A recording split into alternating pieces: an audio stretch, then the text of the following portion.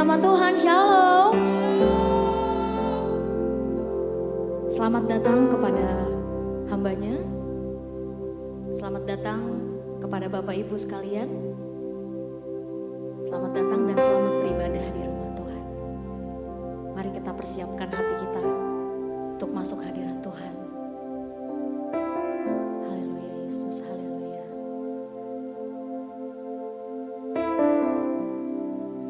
Terima kasih buat kebaikan-Mu. Oh Yesus Tuhan. Syukur bagi-Mu Bapa.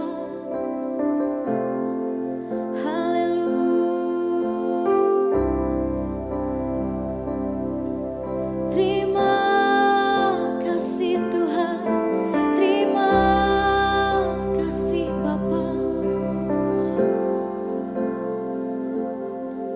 Glory bagi nama-Mu. Oh Yesus Tuhan, Engkau layak disembah.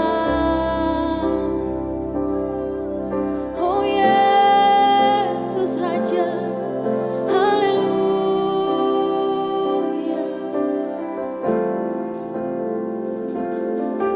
Terima kasih Tuhan, terima kasih Bapa. Ini hidup kami Tuhan, ini pikiran kami Bapa, ini kehendak kami. Pakai kami Tuhan, urapi kami. Oh Yesus, haleluya. Mari sama-sama naikkan penyembahan-Mu kepada Tuhan. Glory bagi-Mu, oh Yesus, haleluya.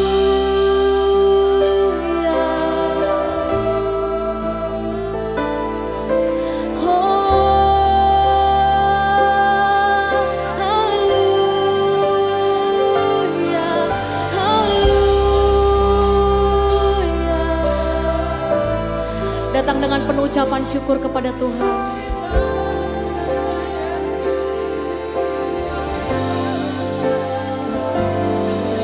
Terima kasih, terima kasih. Engkau sangat baik, Engkau sungguh baik Tuhan. Oh Yesus,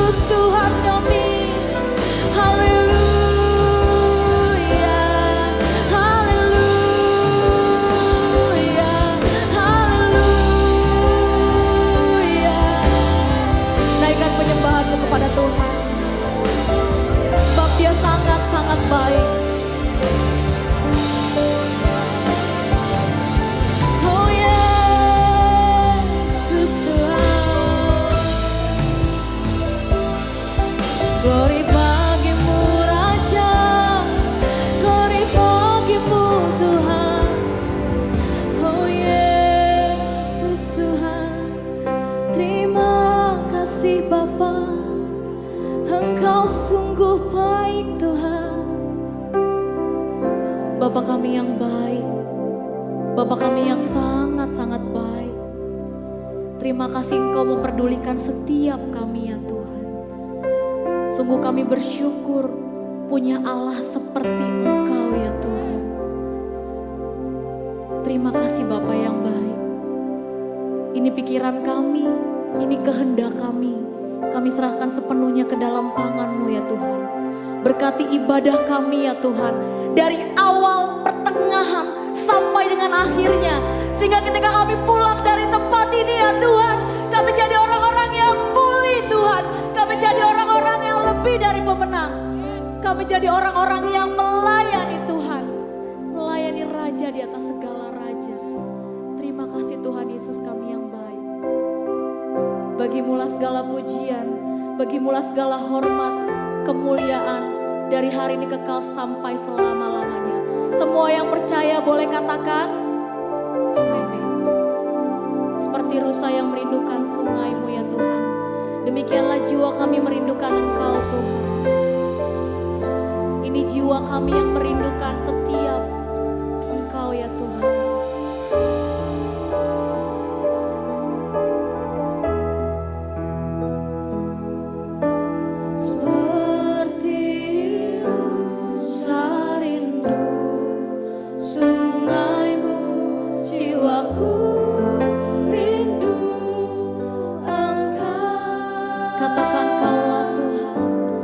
Kaulah Tuhan hasrat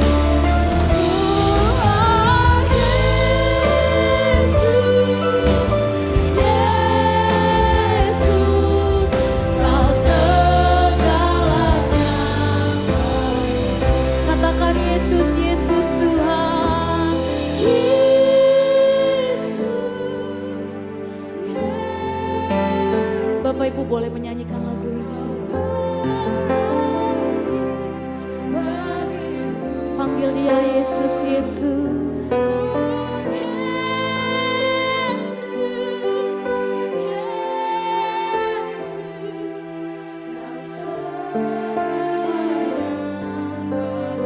Sekali lagi panggil dia Yesus, Yesus Tuhan.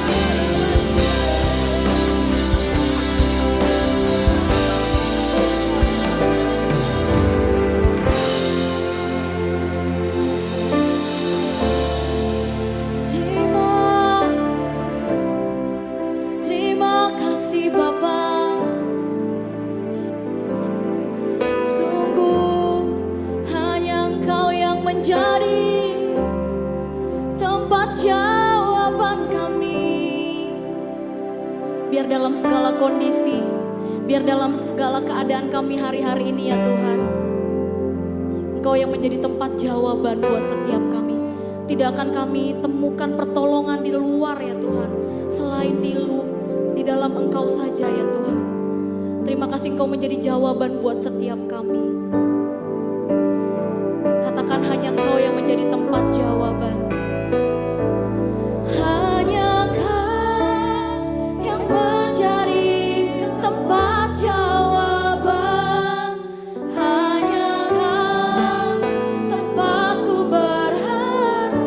Berjalan bersamamu.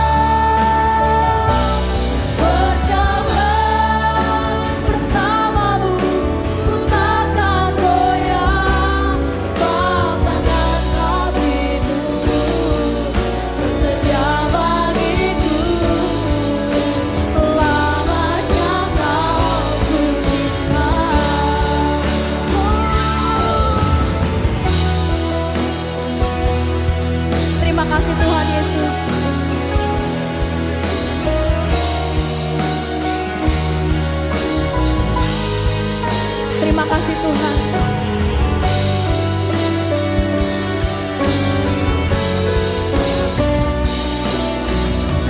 Hanya Engkau yang menjadi tempat jawaban buat setiap kami ya Tuhan.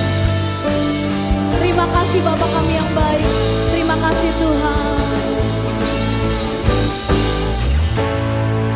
Hanya Kau yang menjadi tempat jawaban. Hanya Kau tempatku berharap. Berjalan bersamamu ku takkan goyah. Sebab tangan kasih-Mu tersedia bagiku. Selamanya Kau. Katakan hanya Kau Tuhan. Hanya Kau yang menjadi tempat jawaban. Hanya Kau tempatku berharap. Berjalan bersamamu ku takkan goyah. Sebab tangan kasih-Mu tersedia bagiku. Selamanya Kau ku cinta. Selamanya Kau ku cinta Tuhan. Selamanya Kau. Selamanya Kau. Selamanya Kau ku cinta. Bagimu-lah segala pujian kami, hormat kami, kemuliaan kami. Dari hari ini kekal sampai selama-lamanya. Haleluya.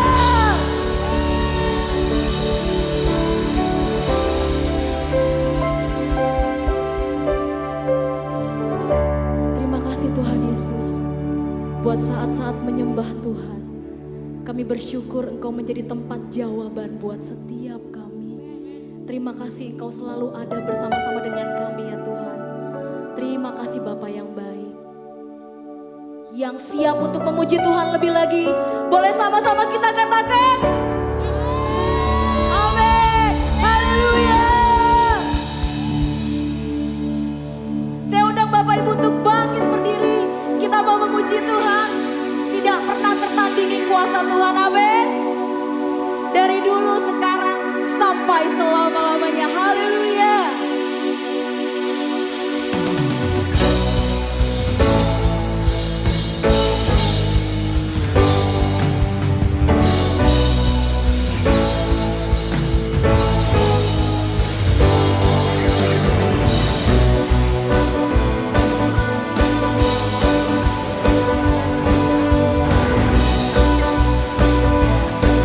Semua boleh tepuk tangan lebih lagi buat Tuhan. Pada siapa kau bandingkan kekuatannya yang heran? Katakan tak ada, tak ada. Kerajaannya yang terbesar akan tergoyahkan. Semua musuh gemetar, musuh pun gemetar mendengar nama-Mu Tuhan. Sorak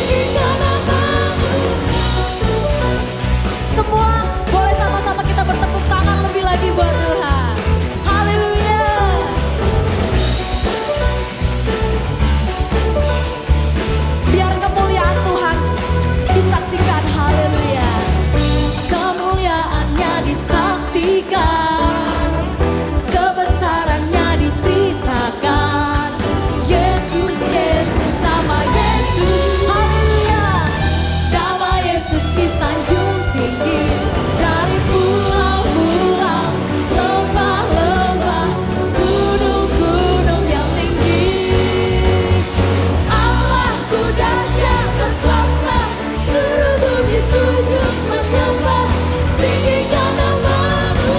Allahku dahsyat berkuasa, seluruh bumi sujud menyembah, tinggikan namamu. Allahku dahsyat berkuasa, seluruh bumi sujud menyembah, tinggikan namamu. Allahku dahsyat berkuasa, seluruh bumi sujud menyembah, tinggikan namamu. Kita boleh tepuk tangan lebih lagi buat Tuhan. Haleluya.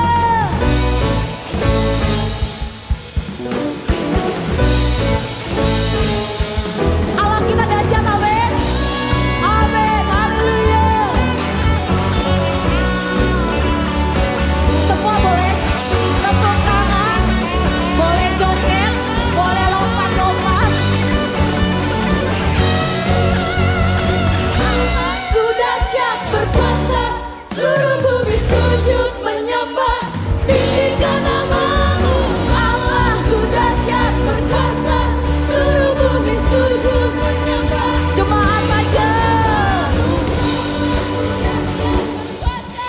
Seluruh bumi sujud menyembah, haleluya.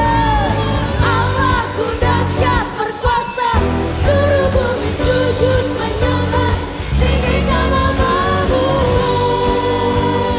Tinggikan namamu. Sama-sama kita katakan, Allahku dahsyat. Haleluya.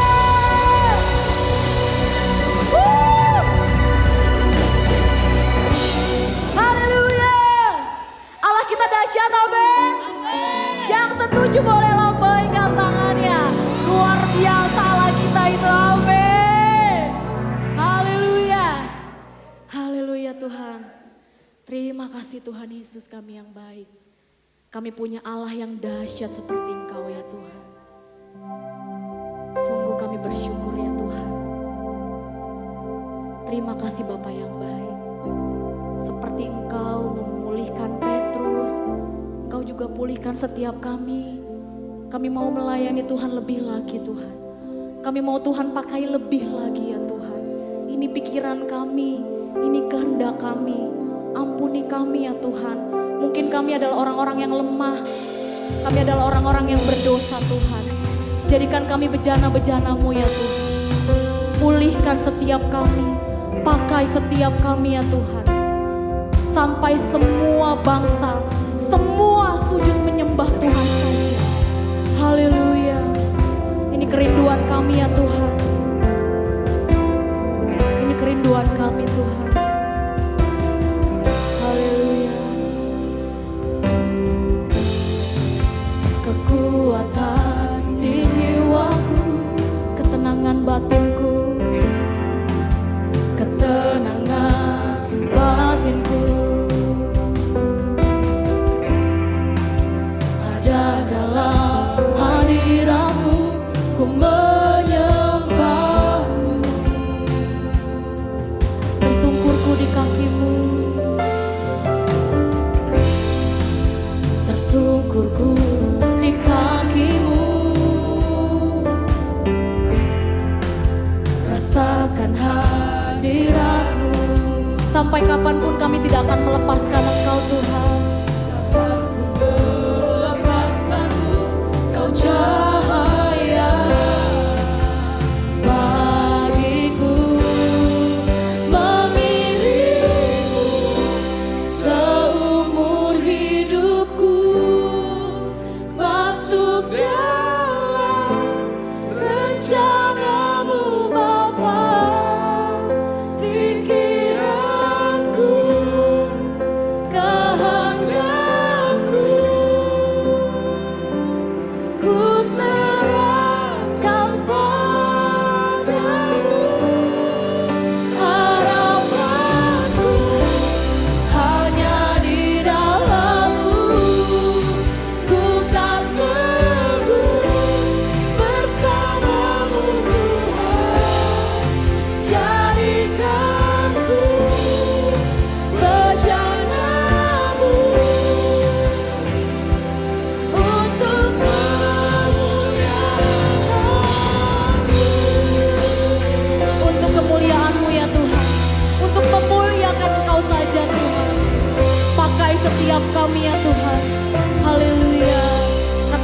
kekuatan di jiwaku.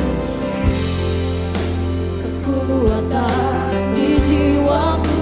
Kami tenang bersamamu Tuhan.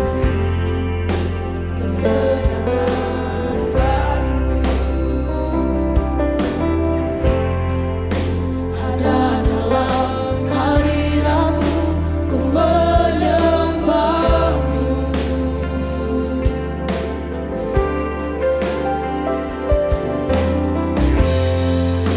Tersungkurku di kakimu, rasakan hadiratmu, takkan ku melepaskanmu, takkan ku melepaskanmu, kau cahaya bagiku, mengiringku seumur hidupku. Kepada hambanya, masuk dalam rencanamu Bapa, pikiranku, kehendakku, ku serahkan padamu. Harapanku hanya di dalam-Mu, ku kan teguh bersama-Mu Tuhan. Jadikan ku berjalanmu untuk kemuliaan-Mu, mengiringku seumur hidupku, masuk dalam rencana-Mu Bapa, pikiranku, kehendakku, ku serahkan padamu. Harapanku hanya di dalam-Mu, ku kan teguh bersama-Mu Tuhan. Jadikan ku berjalanmu untuk kemuliaan-Mu, untuk kemuliaan-Mu,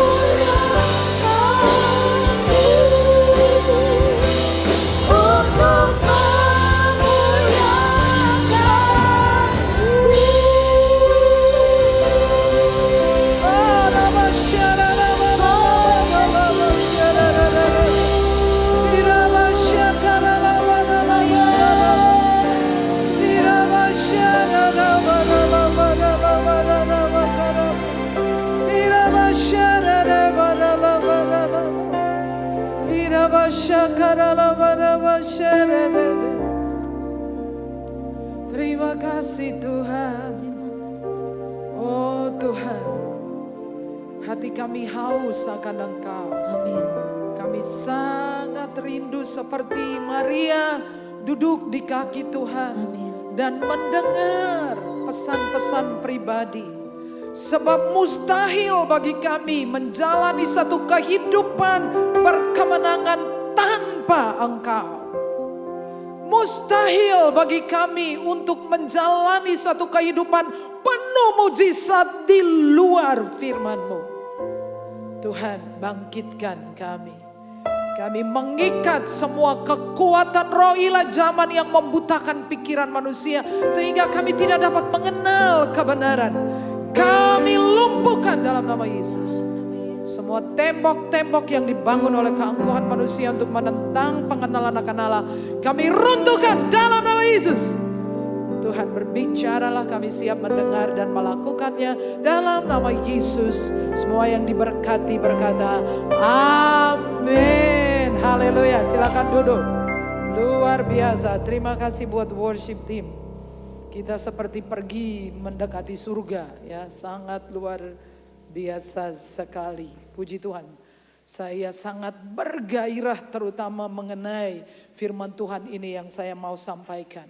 Jadi kemarin minggu saya sebetulnya menyiapkan 2 minggu untuk mengajarkan bagaimana caranya kita dapat menunjukkan kasih kita kepada Yesus.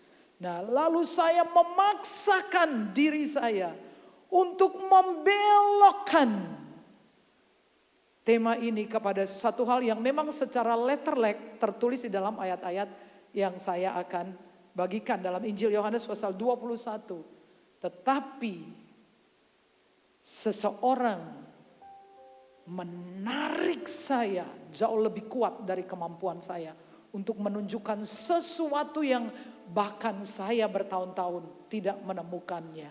Sampai dalam minggu ini, itulah sebabnya saya sangat bergairah. Ya, saya tadi pakai waktu agak panjang, tetapi ya semoga tidak panjang ya. Jadi saya memberi judul ini, kasih itu memulihkan. Sebetulnya dua hal yang kemarin saya katakan bahwa kita melakukan perintah-perintah Tuhan adalah bukti dan sebuah tanda dan sebuah tes bahwa kita mengasihi Tuhan. Amin ya. Amin. Sebab kalau kita tidak membalas kasihnya, meresponinya, maka kita membuat Tuhan bertepuk sebelah tangan. Meleset, saudaraku ya. Jadi respon kita terhadap kasih Allah itu adalah sangat penting. Nah, di dalam bagian ini kalau kita baca, Yesus bicara kepada Petrus secara pribadi. Kalau kamu mengasihi aku, gembalakanlah domba-dombaku. Ya, dalam terjemahan bahasa Inggris, feed my lamb. Kasih makan, maksudnya bukan kasih makan nasi, jagung, nasi pecel, gado-gado, enggak. Tetapi kita tahu kemudian terjemahannya adalah ketika kita melihat pelayanan Petrus ya.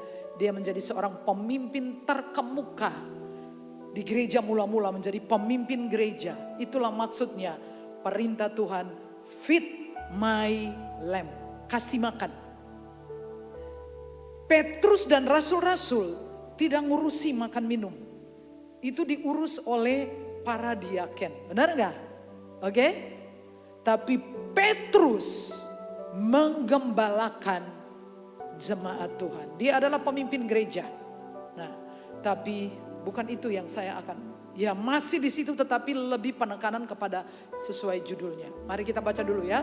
Oke, 1, 2, 3. Kata Yesus pula kepadanya untuk kedua kalinya, Simon anak Yohanes, apakah engkau mengasihi aku? Jawab Petrus kepadanya, benar Tuhan, engkau tahu bahwa aku mengasihi engkau. Kata Yesus kepadanya, gembalakanlah domba-dombaku. Itu sampai 3 kali. Dan saudara tahu sama dengan Petrus menyangkal Yesus juga 3 kali. Ya. Jadi Yesus mengatakan itu feed my lamb. Gembalakan domba-dombaku. Urus domba-dombaku. Dan dia memang menjadi seorang pengurus yang baik dari kawanan domba-dombanya Tuhan. Nah, kita mengasihi Tuhan dalam cara kita menggembalakan domba-dombanya Tuhan. Amin. Tapi banyak orang tidak bisa melayani Tuhan. Karena hal apa? Mengapa orang Kristen tidak mau, tidak suka, tidak melayani Tuhan? Nah, ini yang saya mau sampaikan. Dalam konteks ini. Nah, tadi pagi saya cek volunteer, orang-orang yang melayani Tuhan kurang lebih sekitar 100-an orang. Itu berarti tidak sampai 10% dari totalitas seluruh jemaat Filipi. Ya. Jadi 90% orang tidak menjawab tantangan ini. Feed my lamb. Kenapa? Karena sebagian besar orang Kristen belum selesai dengan dirinya sendiri. Kita baca sama-sama, 3. Nah, belum selesai.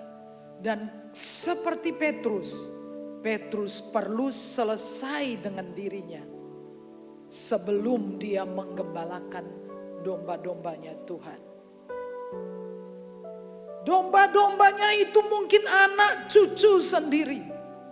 yang ternyata banyak orang tua tidak berhasil menggembalakan domba-dombanya, yang lari ke sana, ikut yang sana, ganti namanya, ganti bajunya, ya itu aja dalam konteks yang kecil.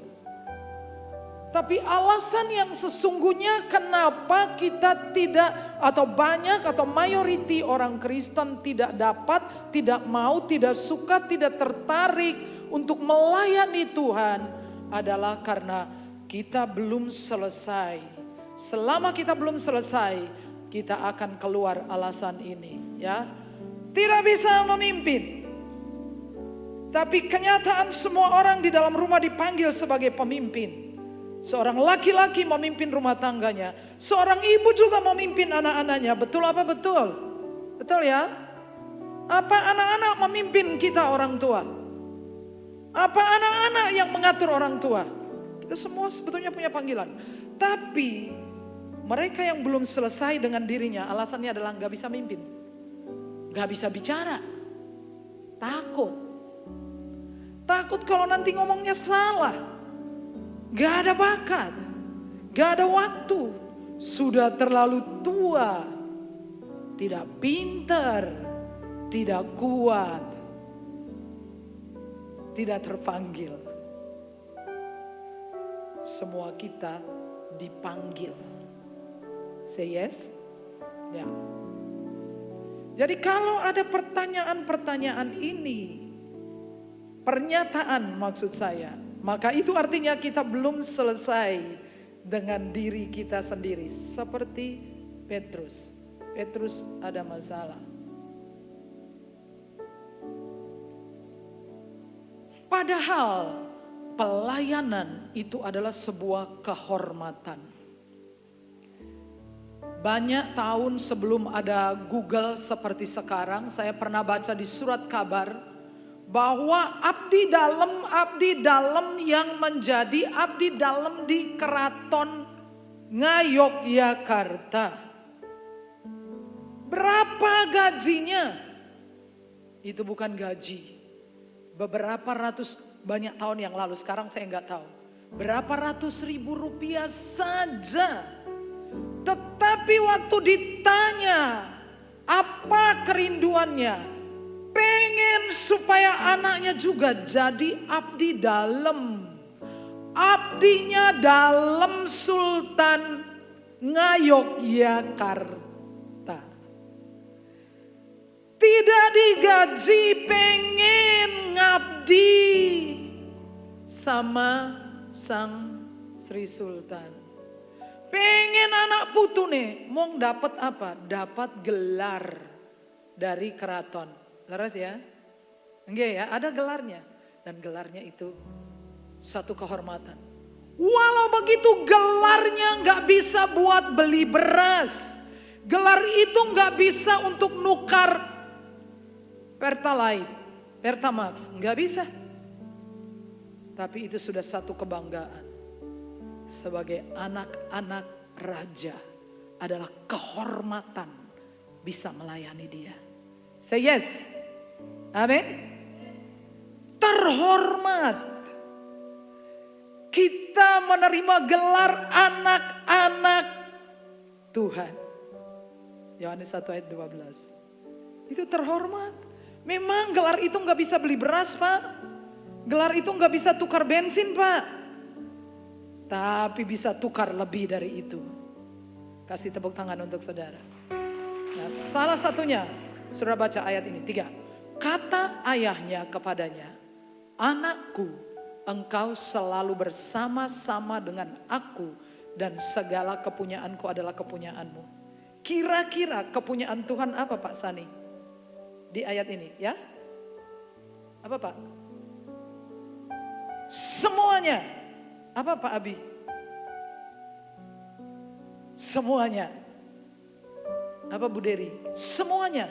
Bisa disebut salah satu dari semuanya itu? Apa Bu Trece? Seisi dunia ya semua lagi ya. Ya, apa Bu Dery? Satu aja.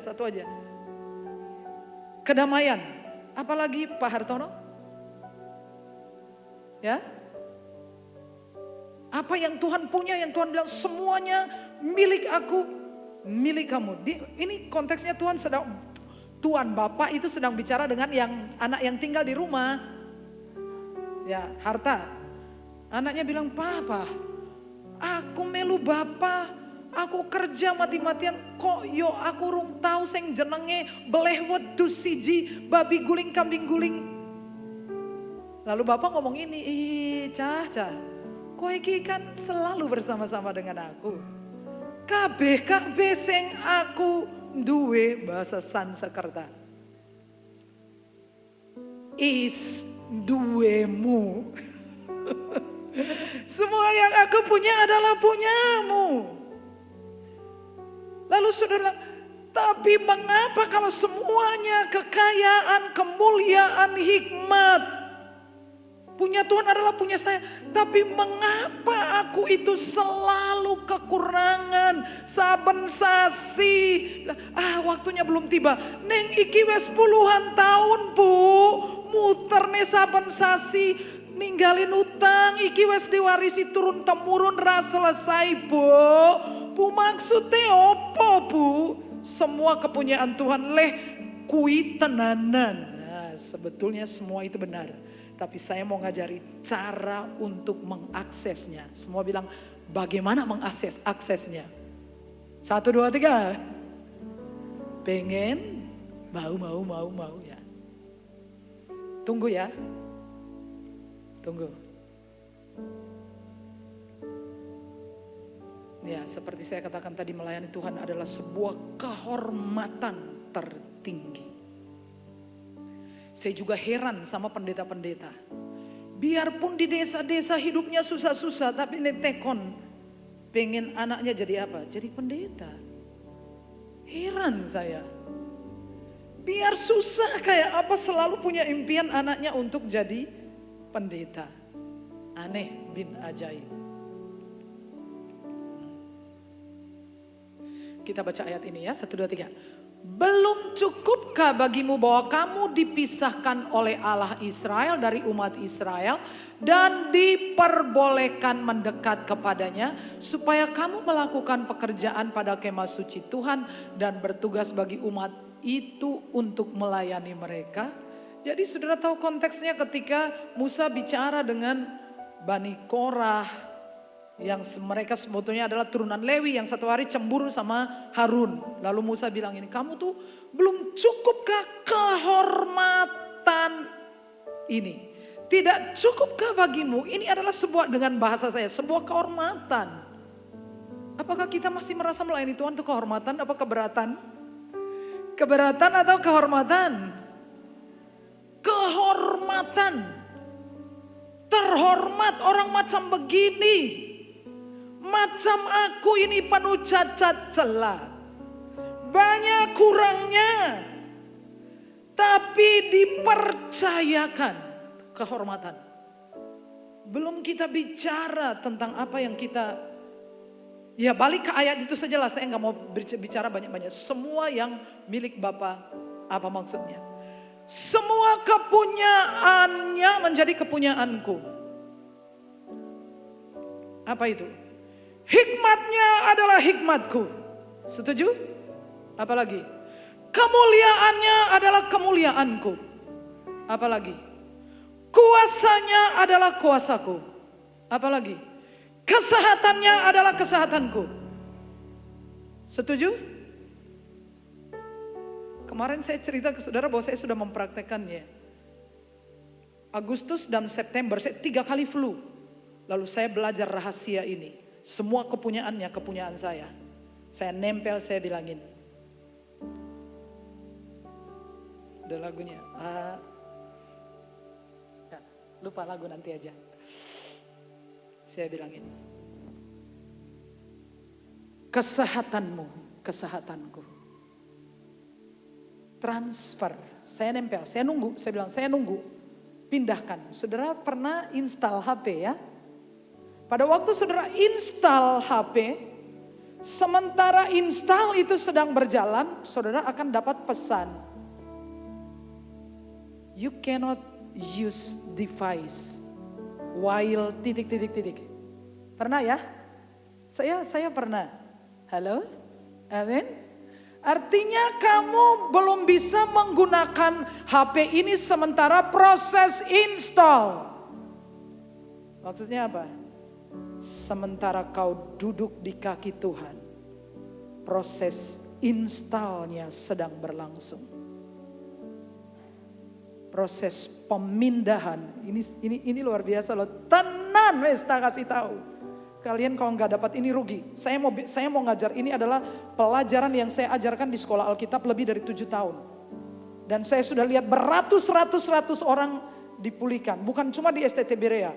Saya juga pernah mengajar di Semarang, itu gerejanya pendeta yang ganteng itu. Pendeta siapa itu? Ganteng. Dari Surabaya.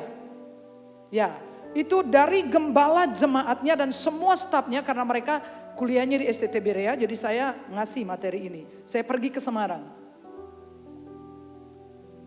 Juga di Jambi pernah.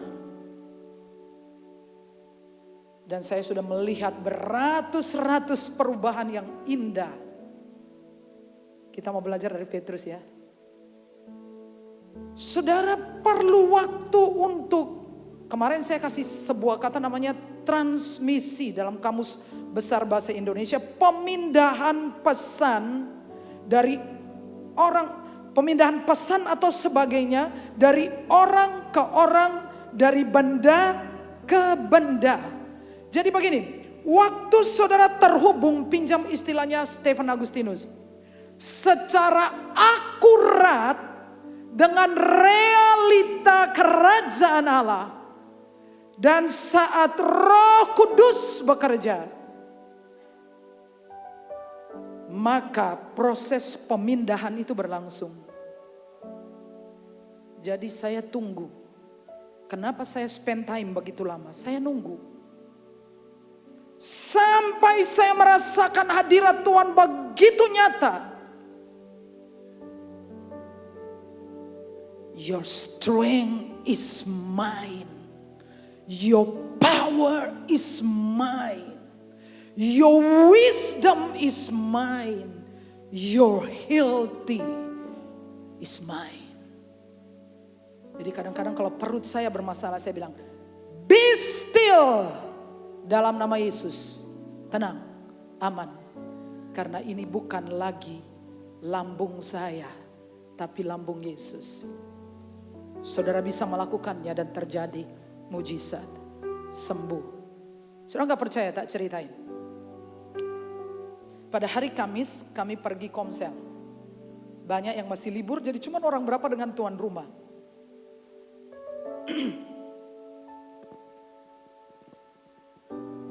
Waktu saya sampai di sana, tuan rumah mengatakan anjingnya sakit. Tapi karena saya tidak begitu care dengan anjing, sebab mempunyai kepahitan dengan anjing, mungkin saya perlu diselesaikan juga ya. Karena zaman dulu waktu di Meriwis, lantainya teraso, anjingnya suka BAB di dalam ruang ibadah. Dan kencing, kalau dia kencing itu dibersihin gak cukup dengan air. Setelah diangkat harus dibersihin pakai karbol. Jadi ya kalau Tante Mika nonton ini nyun ngapunten. Saya sering mukulin anjing guys.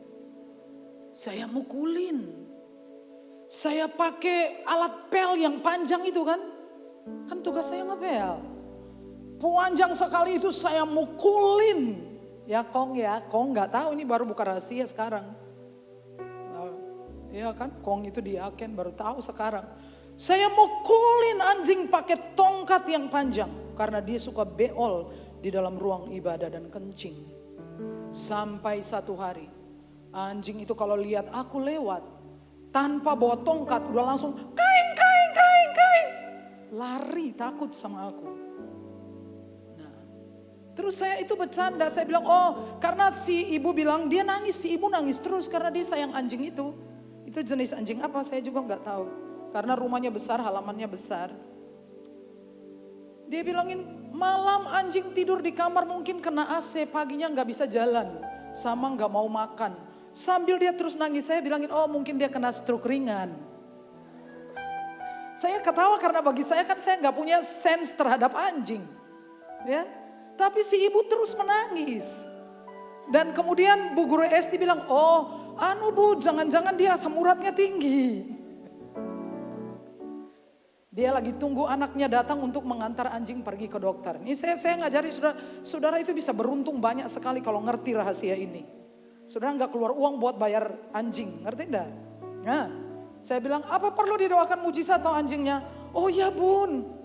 Ibadah selesai, konsel saya bilang keluarin anjingnya, digendong, taruh di bawah. Saya kasih tahu cara doain anjing. Ternyata Tuhan juga mencintai semua makhluk. Kasih tepuk tangan untuk Tuhan Yesus.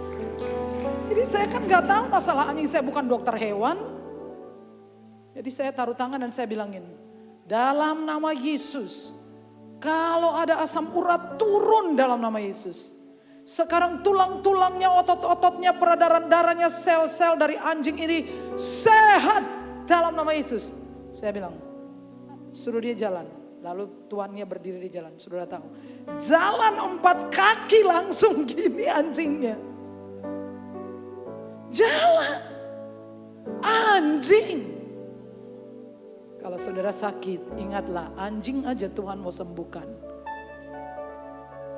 Apalagi saudara. Saya pulang sampai ke rumah, di foto anjingnya sudah makan. Cuma anjing. Mustahil dengan kekuatanku aku bisa melakukannya. Mustahil mujizat bisa keluar dari hidupku dengan kekuatanku. Selain daripada apa yang dia punya, itu milikku. His power is mine. Dan waktu aku tahu kapan aku bertindak, aku bilangin dalam nama Yesus kau sembuh. Minggu yang lalu saya lewat kebaktian sore, seorang pria duduk, saya bilang gimana kabar, sehat? Dada saya sering sakit. Saya bilang mari saya doakan. Saya taruh tangan dalam nama Yesus, jangan sakit lagi. Lalu sampai hari kemarin dia chat aku, Bu, sejak didoakan dada saya gak pernah sakit. Hari Sabtu, hari Jumat seorang chat saya, Bu anak saya pengen ketemu Bu Sarah. Kami ini sudah doa puasa. Saya pikir ini siapa? Saya sampai lihat DP-nya itu ya. Kayaknya nggak asing, tapi ini siapa? Saya nggak tahu. Jadi saya bilang, oke lah, hari Sabtu kita ketemu di menara jam segini. Lalu datang. Entah kenapa anak saya ini pengen sekali ketemu Bu Sarah. Begitu masuk dia sudah mulai menangis. Lah saya bilang, nah apa kamu pernah ke gereja Filipi? Pernah. Umur berapa kamu pergi ke gereja Filipi? Umur 4 tahun. Sekarang dia sudah kerja. Dia sudah besar. Tapi dia sangat ingin kembali di antara kita. Dia bilang teman saya itu si A, si B, si C. Oh saya pengen pergi ke gereja ini. Saya tanya mengapa kita mempunyai daya tarik sebesar itu. It's not about me. Itu adalah semua yang Tuhan punya. Itu punya kita. Kita tidak menarik. Yesuslah yang tinggal di dalam kita. Yang membuat semuanya. Saya ini mau membangkitkan keinginan saudara. Saya itu kadang-kadang kalau di menara lapar. Mau keluar tanggung. Saya chat Mbak Hana. Non aku lapar. Antarkan aku sarapan. Terus nanti dia naik ke atas suaminya. Saya baru dapat cerita. Tapi itu jarang saya lakukan. Karena saya tidak mau ngerepotin orang. Kepepet aja, baru dia cerita ke saya. Dia bilang, Mami ini memberkati aku luar biasa. Memberkati apa? Kadang-kadang itu suami saya yang sepi. Tapi waktu Mami bilang, Non, aku minta sarapan. Begitu dia naik turun, 20 pesanan, 14 pesanan, 15 pesanan, habis-habis. Sampai aku itu, kalau Mami itu gak pernah makan di sini, aku tuh selalu nunggu.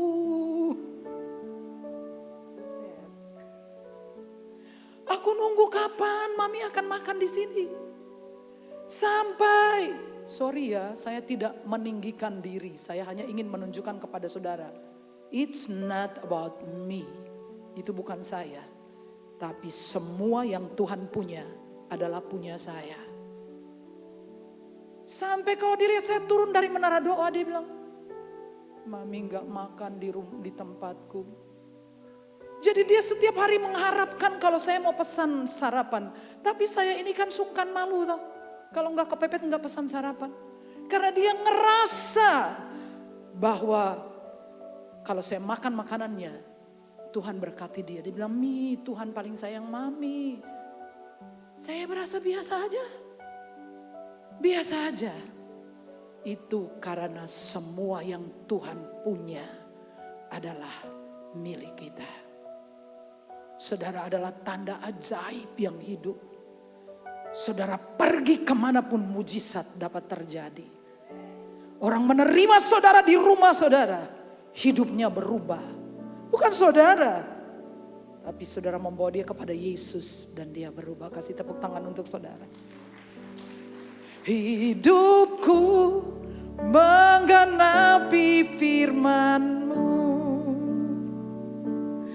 tanda mujizat sertai tiap langkahku. Kau bersamaku di dalamku, jadi bukti kebesaran-Mu. Jadi hidup saudara adalah sebuah mujizat. Daud mengatakan bagi banyak orang, Mazmur 71 ayat 7 kalau enggak keliru. 70 ayat 7 atau 71 ayat 7. Bagi banyak orang aku adalah tanda ajaib dari Tuhan. Jadi mengapa? Saudara tahu mau saudara akses itu hanya melalui iman. Katakan iman. Kasih saya waktu sedikit. Karena tidak adil saya ngajar orang lain dan tidak ngajar saudara. Ya, saya ingin setiap orang selesai dengan dirinya. Supaya bisa melayani Tuhan dengan leluasa. Petrus punya masalah dengan dirinya. Kenapa? Karena Petrus pernah berkhianat 3 kali. Nah, pasti ada rasa bersalah. Pasti ada rasa tertolak. Betul ya? Kasih saya sedikit waktu. Bagaimana iman bekerja melalui firman. Firman itu ada 3 jenis. Yang pertama adalah firman yang tersurat. Ini suratnya Tuhan. Dan ya, ini tersurat. Oke? Halo? Saudara tahan? Masih tahan? Ya, kasih waktu dikit ya. Kasih waktu dikit. Karena tanggung. Karena saya mengajarkan ini di mana-mana. Dan orang-orang mengalami terobosan. Karena kebenaran. Bukan karena saya, tapi karena kebenaran. Oke ya. Ini firman yang tersurat. Dan jenis yang kedua adalah yang tersirat. Apa itu tersirat? Yang ditafsirkan. Yang ditafsirkan. Saudara baca buku-buku tafsir, ensiklopedia, saudara baca dari bahasa asli, saudara baca dari terjemahan ini, terjemahan itu adalah firman yang tersirat. Dan yang ketiga adalah firman yang tersingkap. Katakan tersingkap. Nah ini dia.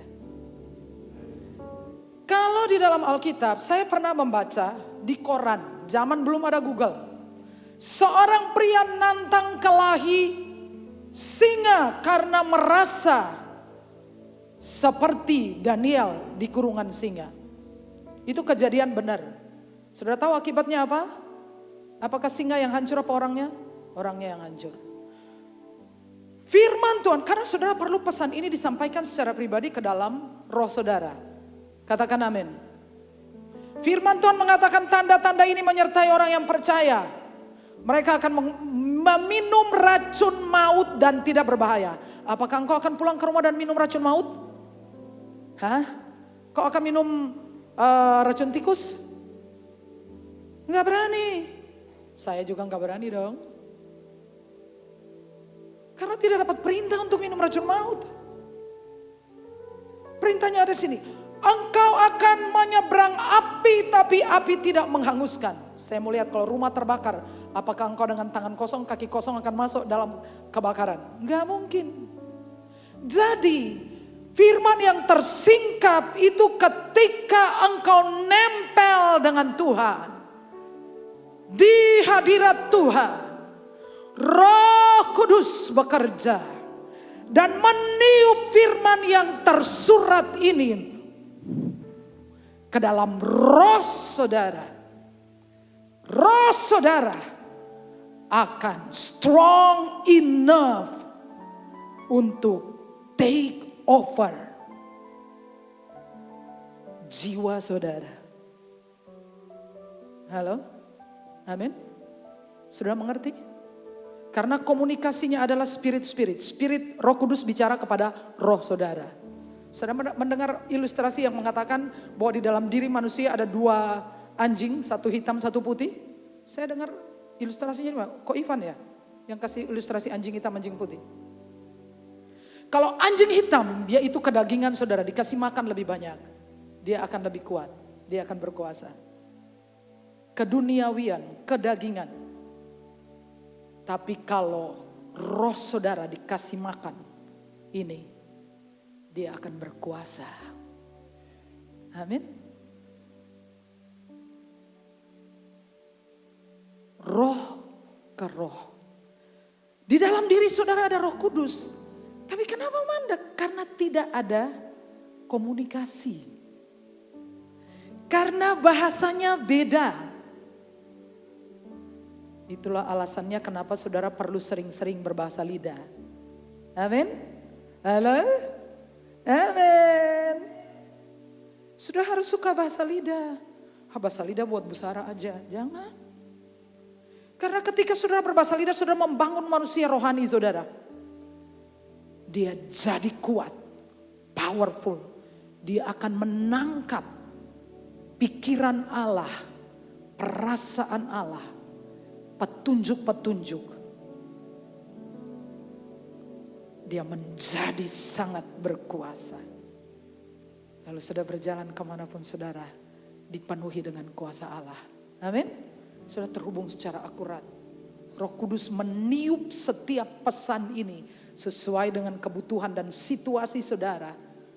Saudara lakukan dan mujizat itu terjadi. Ya. Sedikit lagi. Wah, itu kok terlambat ya. Kekayaannya adalah kekayaanku. Siapa setuju yang terakhir? Ya. Amin.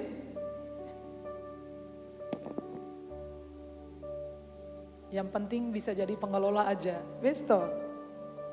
Nih diri bisa jadi pengelola nanti ditambahin.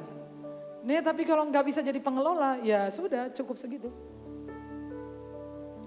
Karena kalau dikasih banyak-banyak juga nggak bisa ngatur. Dikasih berapa-berapa juga nggak bisa ngatur.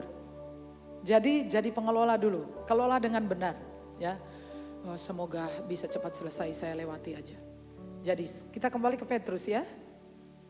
Petrus ini seorang yang pernah gagal.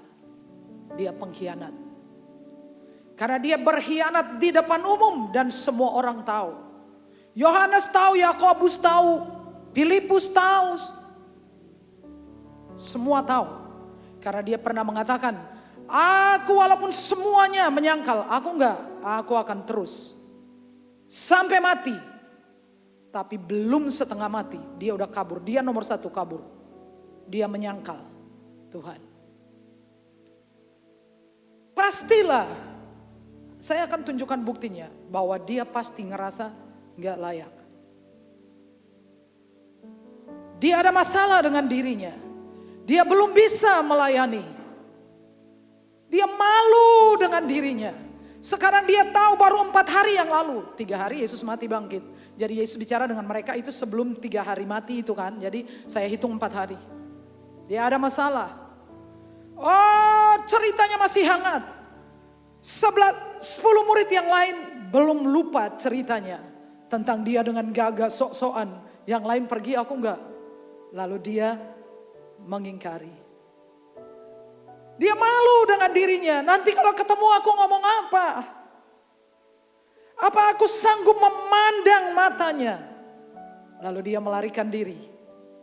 Dan banyak orang, 90% orang Kristen melarikan diri dengan kata-kata, aku tidak layak, aku tidak mampu, aku tidak bisa bicara, aku bodoh, aku sekolahnya enggak cukup. Nanti kalau orang tertawain aku, nanti kalau aku misalkan gini, nanti kalau begini ya. Dan dia benar-benar melarikan diri. Di pasal 21 Injil Yohanes, sebelum peristiwa ngobrol di pantai, Petrus bilang apa? Aku pergi menangkap ikan. Pekerjaan yang Yesus sudah pernah mengatakan kepada dia.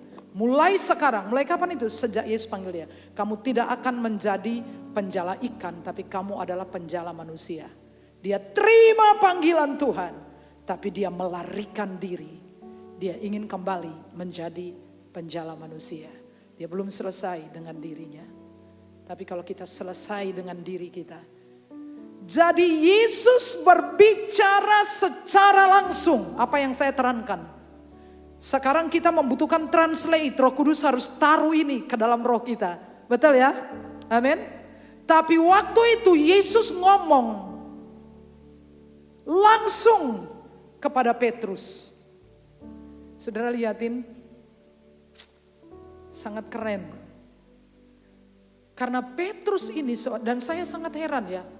Yesus bisa memberi kepercayaan sebesar itu kepada Petrus setelah pengkhianatannya yang parah. Apa enggak ada orang lain? Kalau aku jadi Yesus, bukan Petrus yang aku kasih kepercayaan. Mungkin Yohanes orang dekat saya. Yang saya percayai. Yang saya biasa ajak kemana-mana. Bukan Petrus. Petrus itu tidak lebih baik daripada Yudas. Cuman Yudas tidak bertobat. Petrus menyesali dosanya. Tuhan mencintai Yudas? Are you sure? Mencintai, tapi Yudas tidak bertobat. Jadi apa bedanya Petrus dengan Yudas? Petrus juga pengkhianat, tapi Petrus menyesal dan dia bertobat. Saudara lihatin, Petrus ajak orang-orang pergi mancing ikan. Sepanjang malam gak dapat apa. Kan Yesus bilang, without me you can do nothing. Kamu gak bisa apa-apa. Yang gak dapat apa-apa juga sepanjang malam. Sebelum Tuhan muncul, tebarkan di sebelah kanan. Dapat. Aduh, dia jalan ke atas. Menurut saudara, kita cerita apa dulu? Mari kita evaluasi. Yang kemarin please Peter, jangan kau ulang lagi. Apakah begitu? Kalau kita gimana? Mari kita evaluasi. Salahnya di mana? Kita perbaiki? Enggak, saudara. Apa yang lebih menyentuh hati daripada hilang? Nah, di sini ya. Daripada ini. Capek, lelah. Dan apa yang Yesus lakukan? Roti ikan. Mari sarapan. Yesus enggak bilang, Petrus, sebelum sarapan aku pengen ketemu engkau 4 mata. Kayaknya kita perlu bicara, Petrus. Kau ini enggak bisa dipercaya, Petrus. Enggak, sarapan. Yesus tidak membicarakan kegagalannya. Saya sungguh tersentuh. Bapakku yang baik, sangat ku cinta, kasih-Mu padaku semakin nyata ku rasakan. Kalau anak saudara ditangkap karena maling motor, dihajar babak belur. Saya mau tanya bapak yang baik, ibu yang baik. Begitu anaknya pulang ke rumah, apa yang kau lakukan? Tak ikat, tak hajar, apa begitu? Aku yakin, enggak. Betul? Amin ya. Ibu gimana bu? Bikinkan dia teh panas, minum. Sembari bercucuran air mata. Sembari ini maling. Habis maling, dielus-elus. Nah, dia bawa di polisi. Apa bapak ibu malu? Enggak. Kalau saya enggak. Saya ikut. Diadili saya ikut. Saya antar makanan. Kalau Bapak Ibu yang punya anak, saya kira seperti itu. Betul? Kalau bisa ditebus, kasih uang, tak tebus. Tak bawa pulang. Malu, ora. Dia anakku. Lihat Bapak itu. Keren banget. Dia nggak koreksi. Dia yang bilang, Petrus kamu duduk di belakang. Yang lain di dekat, kamu minggir. Dieliminasi. Saya kira kita perlu selesai dengan diri kita. Kita perlu menerima kasih yang besar. Bukan dengan kata-kata. Begini, kasih saya waktu dikit lagi. Mungkin 15 menit. Kalau kita tidak pernah beres di masalah ini, kita memiliki kecenderungan untuk kembali melukai orang-orang. Ya? Saya kasih tahu caranya gimana. Saudara mengalami pemulihan. Sekarang saya sedang bicara di TikTok mengenai ini. Dan saya bagikan materi ini. Tanda-tanda tidak percaya diri, selalu merasa tidak mampu. Selalu berkata, aku tidak bisa. Mudah sekali menyerah. Sensitif, tersinggungnya minta ampun. Saya lewat orang lagi ngomong gitu aja. Aku dirasani. Tersinggung, sensi. Kalau dia sensi, kalau dia tersinggung, dia akan seperti Petrus melarikan diri. Keluar dari komunitas. Keluar dari pekerjaan. Cari pekerjaan yang lain. Dengan alasan lingkungan toksik, bos toksik, teman-teman toksik, semua orang kecuali dirinya sendiri. Dia tidak pernah menemukan kesalahan di dirinya kecuali di tempat orang lain, semua orang lain. Mudah menyerah, sensitif, melarikan diri, menghakimi, menyalahkan keadaan. Kambing hitam, kambing putih, kambing belang-belang, semuanya salah. Mudah tersinggung dan selalu merasa tidak berharga. Selalu merasa tidak berharga. Tapi kalau saudara selesai di sini, saudara tidak butuh orang untuk mengatakan kepadamu bahwa Tuhan mengasihi engkau. Sudah selesai. Saudara tahu ada orang yang tertolak paling parah adalah Daud. Habis itu orang. Sampai anak kandungnya saja perkosa saudaranya lain ibu. Sampai anak kambing. Asik sampai anak kambing, kandung jadi kambing ya. Itu ngeri saudara. Tapi saudara tahu bagaimana Petrus dipulihkan dan bagaimana Daud dipulihkan. Kita harus selesai dengan diri kita supaya bisa melayani leluasa. Say yes, amin. Ya, kita semua bisa. Melayani itu kehormatan saudara. Saya enggak melayani sebagai pengkhotbah, saya melayani dengan dalam doa, puji Tuhan. Doakanlah negeri ini, doakanlah gereja, doakanlah pemimpin-pemimpin, amin. Doa wae ora terus piye? Saya enggak melayani dengan doa, saya melayani dengan dana. Dana juga ya ora lah terus apa? Petrus menghadapi, yang pertama adalah hadapi masalahnya. Katakan hadapi masalahnya. Jangan pernah mengatakan aku enggak apa-apa. Justru masalahmu adalah enggak apa-apa. Itu tembok kalau dihajar mesti bentet. Apalagi hatinya orang. Mesti bentet. Tapi orang yang tidak bisa sembuh adalah yang selalu mengatakan, aku gak apa-apa. Aku gak apa-apa. Gak apa-apa sih kelihatannya, tapi di dalamnya yang hancur. Itu berbahaya saudara. Jadi harus hadapi masalahnya. Harus. Petrus tidak sembunyi, dia hadapi masalahnya. Andai kata Yesus bilang, gantunglah Petrus. Mungkin dia rela digantung lah. Uang dia matinya juga digantung ya kan. Kepala di bawah, kaki di atas. Ya kan. Ya, dia menghadapi masalahnya. Dia hadapi dirinya. Dia akui memang saya seperti ini. Ya. Saya mau kasih sebuah contoh. Tadi pagi ya saya menemukan sebuah contoh. Hadapi, bersikap realistis terhadap apa yang kau alami. Lihatlah.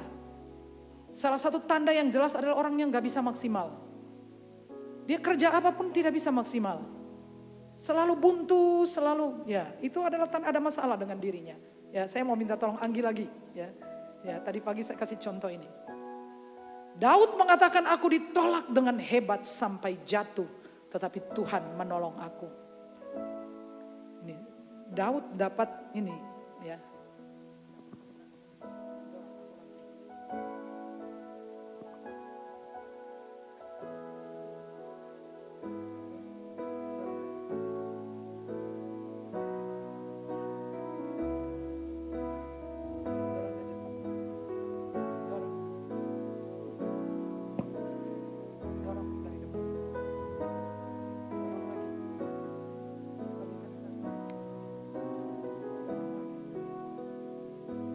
Thank you.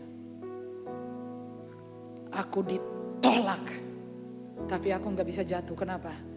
Karena Tuhan tampani aku. Kasih tepuk tangan untuk saudara. Kalau saudara selesai dengan diri saudara, orang mau ngapain saudara? Mau bilangin Sarah maling, Sarah pembohong, pencuri. Berhubung saya sudah ditampani Tuhan. Ditolak, nggak bisa saudara. Bako.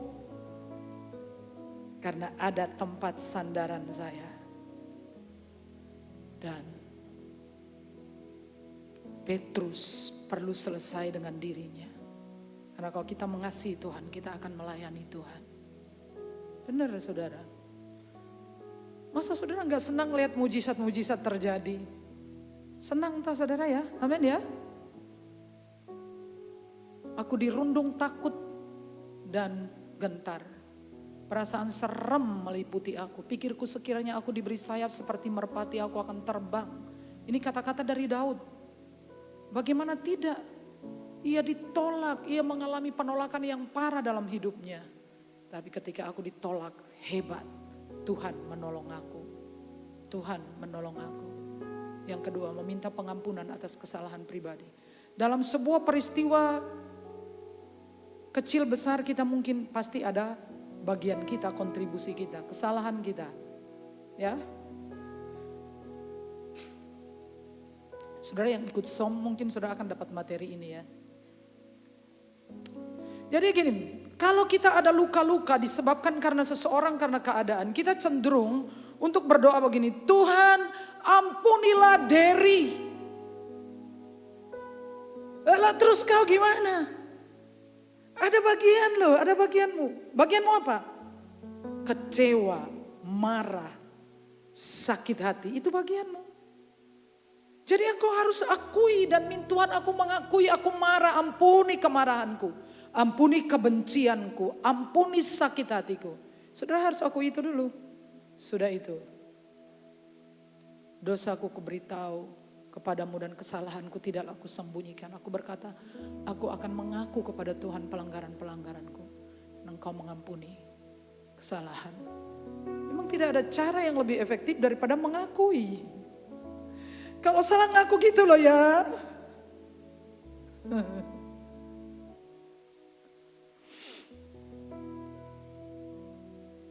Nanti saudara akan lihat Mas Wisnu lebih lama di sini.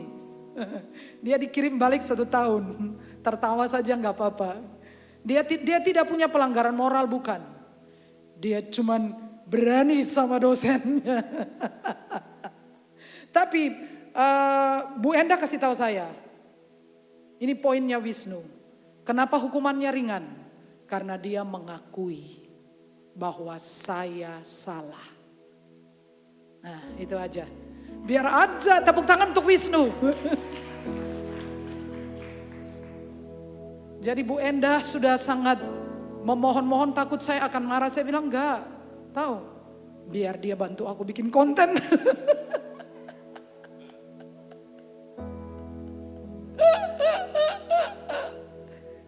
Dia akan libur 1 tahun. Saya bilang gini, ya kau sekolah sampai tua baru kamu lulus ya. Ini si rambut putih Pak Yuli aja udah pergi ke sana.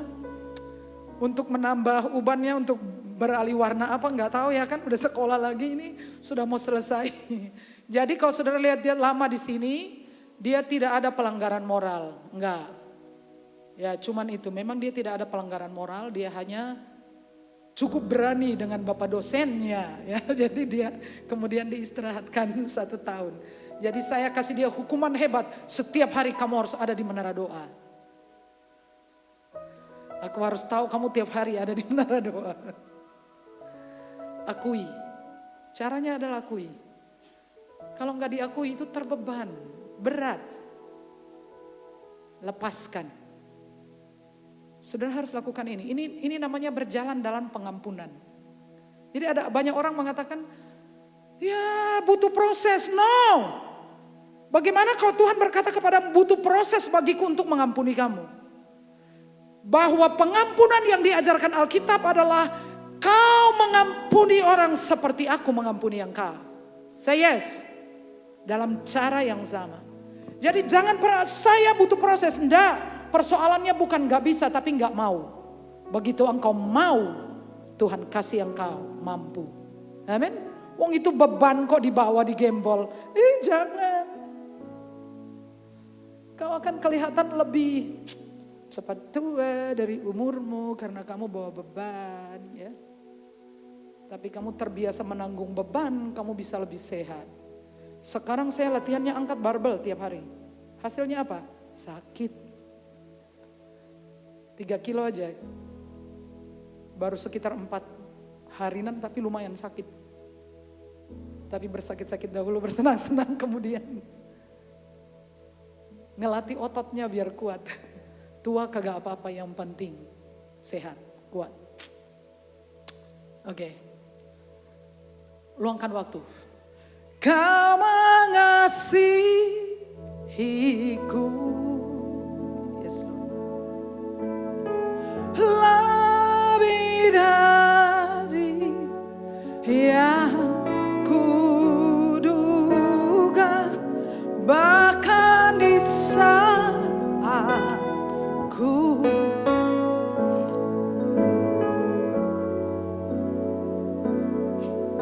menyadari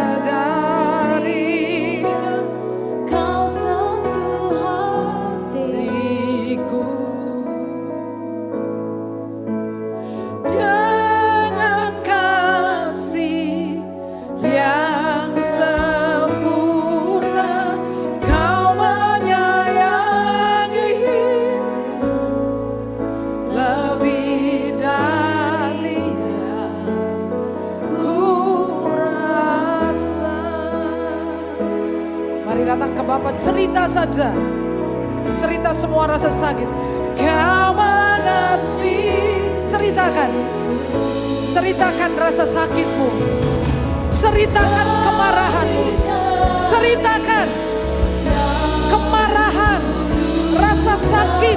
Bahkan di saat ku tiada menyadarinya, kau sentuh hatiku dengan kasih yang sempurna. Kau menyayangiku lebih dari yang ku rasa.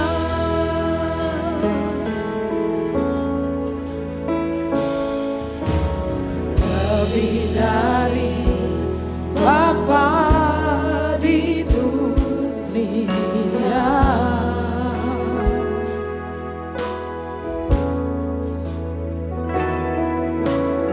Kau menjaga hidupku, ya Allah.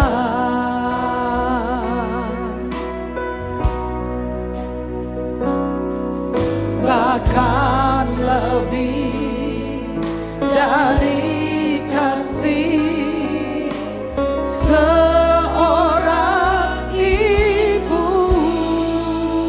Kau selalu menemani. Kau selalu menyambutku.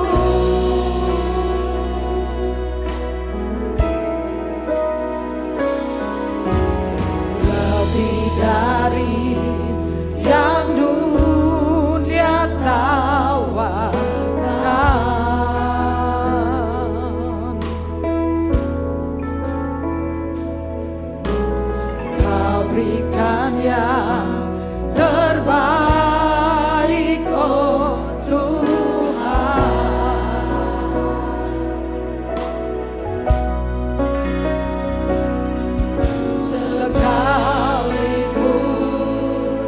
tak seorang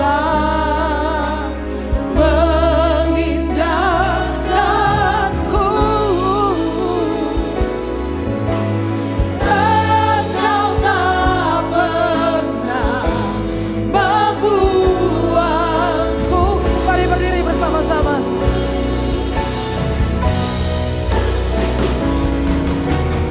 Kau mengasihiku lebih dari yang kuduga, bahkan di saatku, Yesus Tuhan, tiada menyadarinya. Kau sentuh hatiku dengan kasih yang sempurna. Kau menyayangiku lebih dari yang ku rasa, lebih dari yang ku rasa, lebih dari yang ku rasa.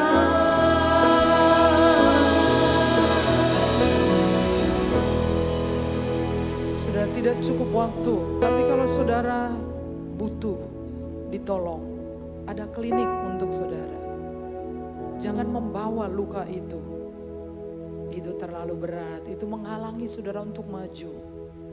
Saudara dan saya harus selesai dengan diri sendiri sebelum kita dapat melayani Tuhan dengan leluasa, dengan bebas. Tidak ada ketakutan, tidak ada rasa tertolak, tidak ada luka. Saya hanya bisa berdoa secara singkat, tapi kalau saudara butuh pertolongan, saudara dapat pergi ke klinik. Bapa, Engkau mengenal kami. Kami ingin sembuh. Kami tidak ingin bergumul dengan perasaan tidak layak. Kami tidak bergumul dengan masa lalu, dengan luka-luka yang membuat kami merasa tidak berdaya, tidak diterima. Kami merasa dilukai, tertolak. Tuhan, bebaskan kami. Kami mau mengakui dengan jujur di hadapan Engkau dan melepaskan semua keadaan-keadaan ini, dan kami percaya Engkau menerima kami. Meteraikan firman-Mu di tempat terbaik dalam hidup kami, dalam nama Yesus kami berdoa. Amin. Amin. Silakan duduk. Kita akan memberikan persembahan. Mari kita berdoa. Bapa, semua yang kami beri berasal dari Tuhan. Kami percaya selama Tuhan duduk di takhta-Nya memerintah, kami tidak kekurangan satu apapun yang baik. Dalam nama Yesus. Amin.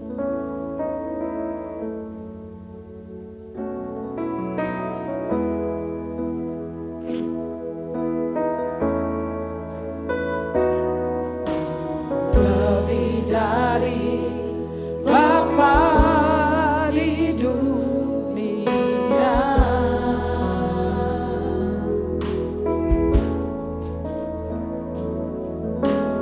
Kau menjaga hidupku ya Allah. Mari berdiri saudaraku.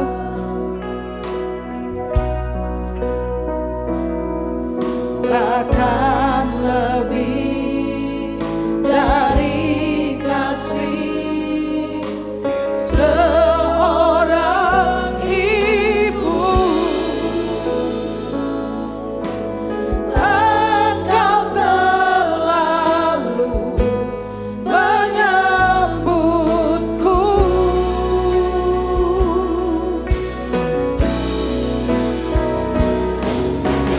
Kau mengasihiku, amin, lebih dari yang kuduga, bahkan di saatku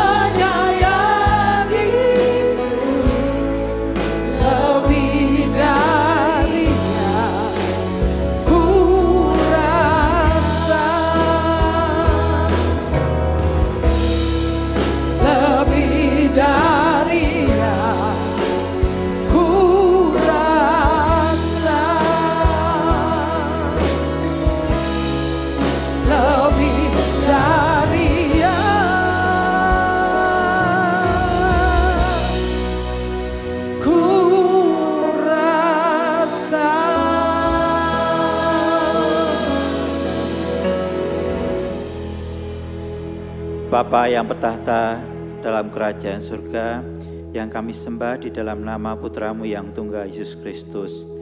Terima kasih dan puji syukur kami panjatkan kepadamu ya Tuhan, di mana pada siang ini kami boleh bersama-sama merasakan hadirat-Mu ya Tuhan di tempat ini. Kami boleh duduk di bawah kaki-Mu ya Tuhan, untuk dapat semakin mengenal akan kebenaran firman-Mu ya Tuhan. Begitu besar kasih-Mu kepada kami ya Tuhan, Engkau senantiasa menyertai di dalam kehidupan kami. Bahkan apa yang menjadi milik Tuhan adalah kepunyaan kami ya Tuhan. Terima kasih Tuhan. Kami mengucap syukur kepadamu Tuhan atas segala kemurahan-Mu ya Tuhan.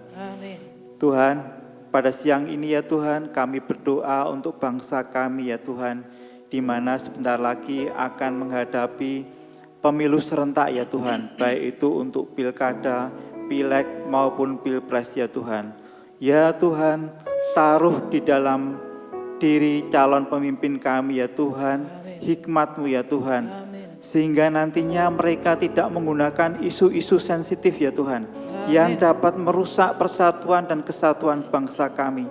Namun nantinya mereka lebih mengedepankan adu gagasan dan program ya Tuhan, untuk membawa bangsa kami semakin maju dan memiliki daya saing dengan negara-negara lain ya Tuhan. Seluruh doa dan harapan ini ya Tuhan, kami naikkan hanya di dalam nama Putramu yang tunggal Yesus Kristus. Haleluya. Amin. Jemaat Tuhan, pulanglah dengan selamat dan terimalah berkat Tuhan. Tuhan memberkati engkau dan melindungi engkau. Tuhan menyinari engkau dengan wajahnya dan memberi engkau kasih karunia. Tuhan menghadapkan wajahnya kepadamu dan memberi engkau damai sejahtera. Semua yang diberkati berkata amin. Berdoalah sebelum meninggalkan tempat ini.